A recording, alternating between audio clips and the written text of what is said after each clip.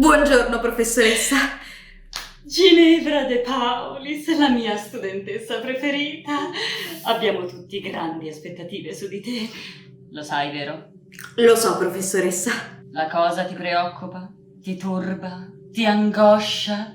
Ti crea uno strano senso di pesantezza qui? No, professoressa. La pressione non mi spaventa, anzi mi stimola. Bene, cominciamo con l'esame allora. Sei pronta? Come sempre. Bene, Ginevra, voglio iniziare con una domanda facile per sciogliere un po' questa tua ansia tormentosa. Io non ho nessuna ansia tormentosa. Parlami del concetto di maschera nell'opera di Luigi Pirandello. Il mio argomento preferito. Il concetto di mamma mia. Qualcosa non va, Ginevra? Credevo fosse una domanda facile per te. Infatti lo è. Il concetto di maschera di Luigi. Praticamente. Una studentessa modello che utilizza l'avverbio di modo di chi vuole prendere tempo perché non sa. Che delusione, Ginevra. Avevo puntato tutto su di te. E invece tu, proprio tu sei impreparata. No! La scuola italiana è morta oggi e praticamente il tuo esame finisce qui. No! Bocciata! Bocciata! Bocciata!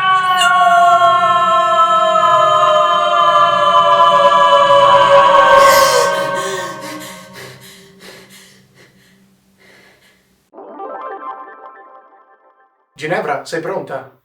Dai, dobbiamo guardare il secondo punto del Maturitoria. Luca, sono pronta. Ok, sono pronta. Ok. Allora, oggi tocca la lezione su come parlare. Sì, vabbè, tu non hai bisogno di sta roba. Cosa ho detto? No, Ginevra, scusa, dai, basta piangere. Adesso passa tutto. Prova a trattenere il respiro. Quello è per il singhiozzo, stupido!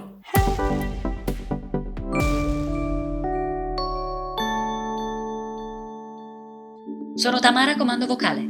Sono specializzata in comando vocale.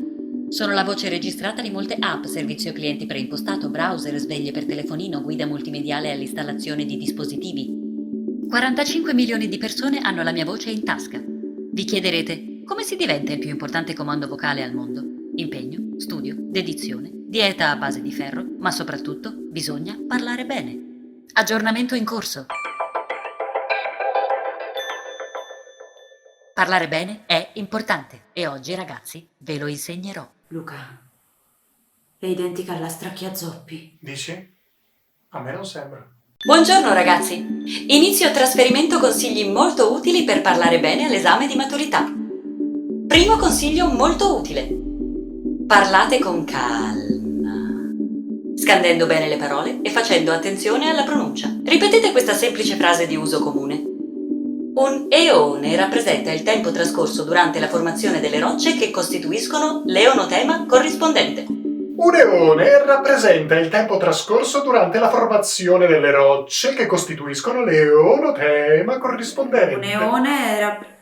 Dai, è ridicolo, quella è la Stracchiazoppi travestita! Secondo consiglio molto utile. Evitate di fare troppe pause. Se non vi viene in mente un termine, cercate un sinonimo. La nostra lingua è piena di sinonimi. Prendiamo un termine di uso comune. Sesquipedale. Ecco per voi alcuni sinonimi in caso di difficoltà. Badiale, marchiano, mastodontico, piramidale, madornale. Il vocabolario è a vostra disposizione, basta usarlo. Devo dire che ero scettico, ma questo tutorial è proprio utile, vero? Secondo me è una grande perdita di tempo. Terzo consiglio molto utile. Rispettate sempre le doppie e gli accenti. Niente come un accento mal collocato o una doppia mal pronunciata possono rovinare la vostra esposizione. Prendiamo un esempio di immediata comprensione. Potrebbe capitare molto spesso durante una vostra conversazione di utilizzare parole come lapalissiano o falbalà. Immaginate lo sconcerto del vostro interlocutore se doveste dire parole come lapalissiano o falbala. Pronunciate bene. Lapalissiano. Falbalà. Lapalissiano. Falbalà. Ginevra, non ripeti? Fatti gli affari tuoi. E veniamo ora al quarto ed ultimo consiglio molto utile. Abbiate fiducia nelle vostre capacità. Guardate negli occhi il vostro interlocutore e sorridete. E direi che questo è tutto. Anzi no. Non vi azzardate ad utilizzare il termine praticamente trasversale. Avete capito bene? Quello è il rifugio di chi non sa nulla. E se lo utilizzerete, la mia vendetta sarà terribile, furente e letale. Hai capito bene? Sto parlando con te, Ginevra De Paolis. Ginevra, si può sapere che c'è oggi? Luca, che ha detto? Dimmi qual è l'ultima cosa che ha detto.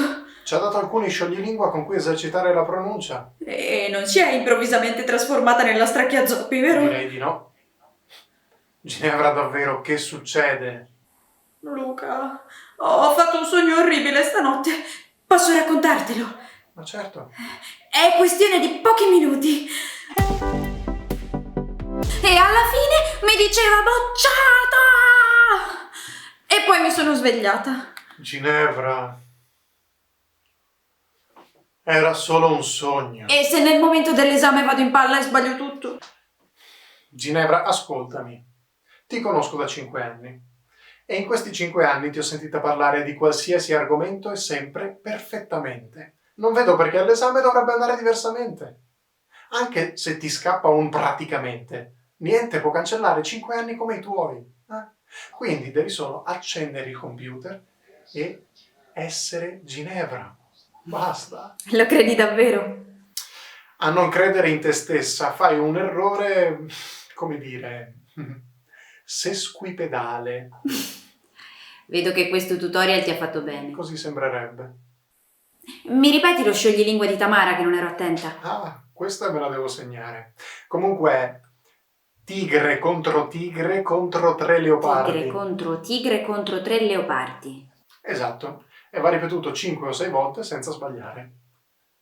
Tigre contro 3 leopardi. Tigre contro 3 leopardi. Contro 3 leopardi. Tigre contro 3 leopardi. Tigre contro 3 leopardi. Tigre contro 3 leopardi. Tigre contro 3 leopardi. Dai Luca, questi tutorial possono tornarci utili comunque. Tigre contro 3 leopardi. Coraggio, Ginevrina. Non c'è niente che non puoi fare. Ciao! Senti, sei libero in questo momento? Devo dirti una cosa importante. Maturitorial per oggi finisce qui. Ma hai sentito? Se a te ti piace passare l'orale, se sapressi il congiuntivo non andessi male. Ma se la lingua ti si attorciglia e di parole ne sai poche, con Maturitorial ti ridiamo la voce e non è un parossismo, è la palissiano.